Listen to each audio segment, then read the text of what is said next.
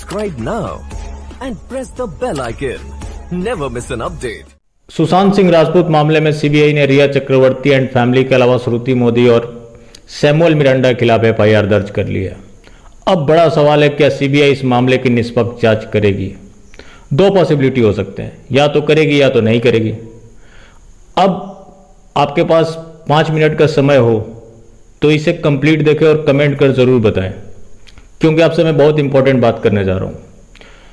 2-3 घटनाओं का मैं जिक्र करना चाहूंगा, हालांकि उसका इनसे कोई डायरेक्ट संबंध नहीं है। 1993 मुंबई ब्लास्ट, जिसका मुख्य आरोपी था दाऊद इब्राहिम, उस समय महाराष्ट्र के सीएम थे शरद पवार। उसको भगाने में आपको पता है किसका हाथ था? अहमद पटेल, जो सोनिया गांधी का पॉलिटिकल एडवाइजर है और उसके शरद पवार से भी अच्छे संबंध थे, और अहमद पटेल के दाऊद इब्राहिम से भी अच्छे संबंध थे। उसने दाऊद को यहां से निकालने का पूरा रास्ता तैयार किया और उसकी कंप्लीट मदद की शरद पवार ने। उसी घटना का एक आरोपी संजय दत्त, जो आप तस्वीरों में देख रहे हैं बाला साहब ठाकरे को, उन्होंने इसकी पूरी तरह से मदद की, वरना उसकी सजा हुई थी, ज्यादा हुई होती। इसके ये मैं खुद से नहीं बोल रहा, 23 सितंबर 2019 को फॉर्मर रॉ ऑफिसर एनके सूद ने इसका खुलासा किया था। इसके अलावा जो दूसरा मामला सामने आया 15 अक्टूबर 2019, जब शरद पवार की पार्टी का ही एक बड़ा नेता प्रफुल्ल पटेल, जिसकी कंपनी का लैंड डील इकबाल मिर्ची के साथ था, इकबाल मिर्ची दाऊद का गुर्गा और डी कंपनी का कार्यभार देखता है, उसको बीजेपी ने चुनावी मुद्दा बनाया हुआ था और बीजेपी और शिवसेना का अलायंस था। चुनाव के बाद जब इनको मेजोरिटी मिल गई, फिर उद्धव ठाकरे ने एक अपनी नई शर्त रख दी। उनका शर्त था कि 2.5 साल मेरा बेटा सीएम रहेगा और 2.5 साल बीजेपी का, क्योंकि आदित्य ठाकरे को चुनाव इसीलिए लड़ाया गया था। उसके बाद बीजेपी ने अजीत पवार के साथ मिलकर सरकार बना ली।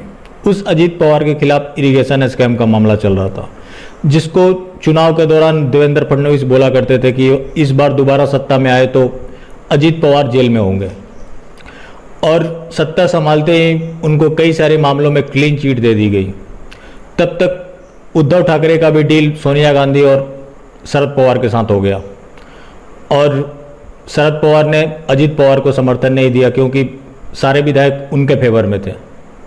वो सरकार गिर गई और शरद पवार ने एक नई शर्त रख दी कि आदित्य ठाकरे को सीएम नहीं बना सकते, तुम खुद सीएम बन जाओ, और पूरे 5 साल के लिए।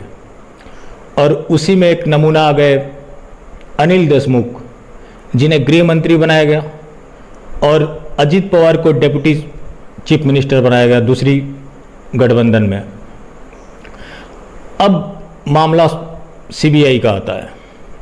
अगर सीबीआई की जांच शुरू होती है तो आप यकीन मानिए महाराष्ट्र की सरकार नहीं रहेगी, क्योंकि कोई भी सरकार इस लेवल तक जाके इस मामले को नहीं ढकेगी जब तक उसका खुद का गला ना फंस रहा हो।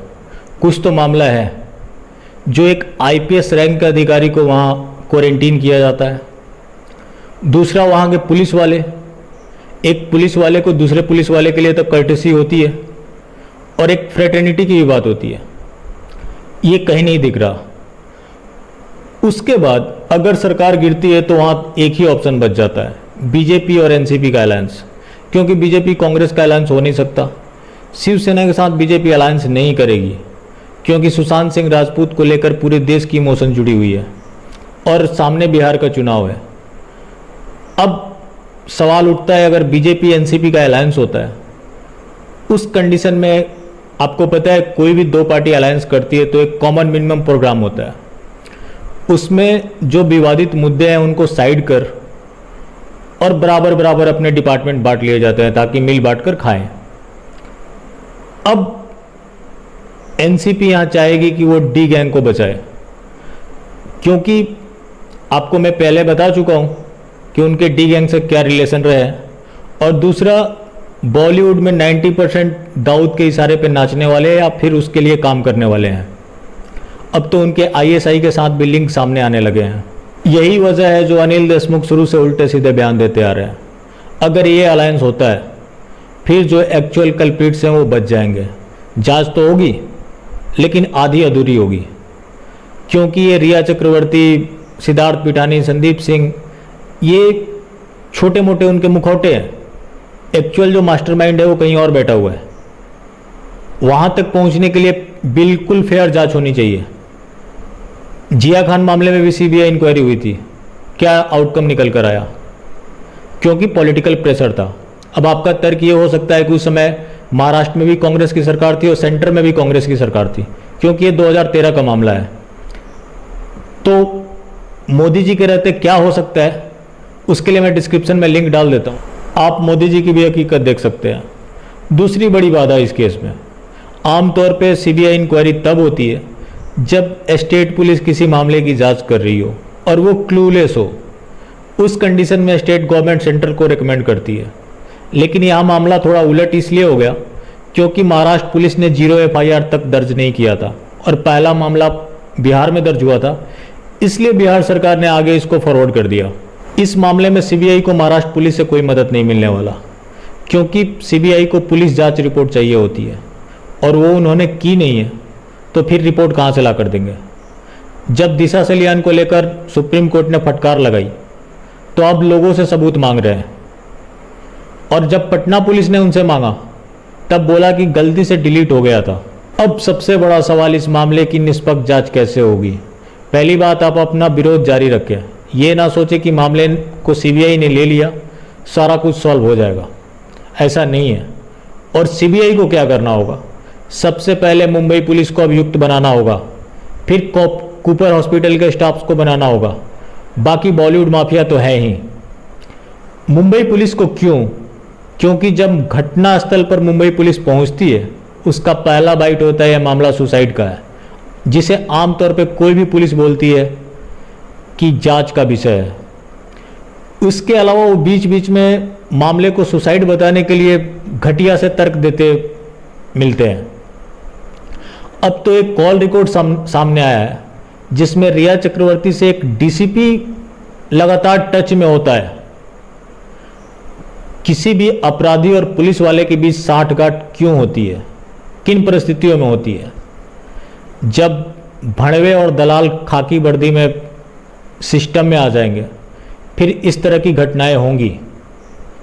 इसके अलावा कूपर हॉस्पिटल का स्टाफ, उन्होंने इसकी पोस्टमार्टम 5 बजे शाम के बाद क्यों की? इनफैक्ट रात में की थी। गवर्नमेंट रूल के मुताबिक किसी की 5 बजे के बाद पोस्टमार्टम नहीं की जा सकती। उन्होंने की कैसे? दिशा सलियान की हत्या 8 को होती है और उनकी पोस्टमार्टम की गई 11 तारीख को। इसके पीछे उनका तर्क है कोरोना टेस्ट करना था। क्या सुशांत सिंह राजपूत का कोरोना टेस्ट नहीं करना था? ये 2 अहम कड़ी है। बॉलीवुड माफिया तो खैर है ही, इन दोनों के खिलाफ अगर कार्रवाई हुई, अगर पुलिस वालों के अपने जान पर बनाएगी, सारा कुछ बक देंगे। मैं दावे के साथ कह रहा हूं कि इस मामले में मुंबई पुलिस का इन्वॉल्वमेंट है, वरना इस तरह से इस मामले को हाइड करने की कोशिश नहीं कर रहे होते। इसके बाद सीबीआई एक मात्र इन्वेस्टिगेटिंग एजेंसी है, वो सजा देने का काम नहीं करेगी। जब कोर्ट में यह मामला चलेगा उस समय भी विरोध जारी रखना होगा, तब भी हमारे हक में फैसला आ सकता है। वरना बहुत से ऐसे मामले हुए जहां लोगों के विरोध में अपराधी को जेल में तो डाल दिया जाता है, कुछ दिन बाद वो जमानत लेके बाहर घूमते नजर आता है। अगर आपको पसंद आई हो तो शेयर करें। बाकी नेक्स्ट वीडियो में हम बात करने वाले हैं जो सीबीआई की टीम गठित हुई है सुशांत सिंह राजपूत मामले में, उनकी क्या क्या अचीवमेंट रही है, उसको डिटेल में समझने की कोशिश करेंगे। आज के लिए बस यहीं तक।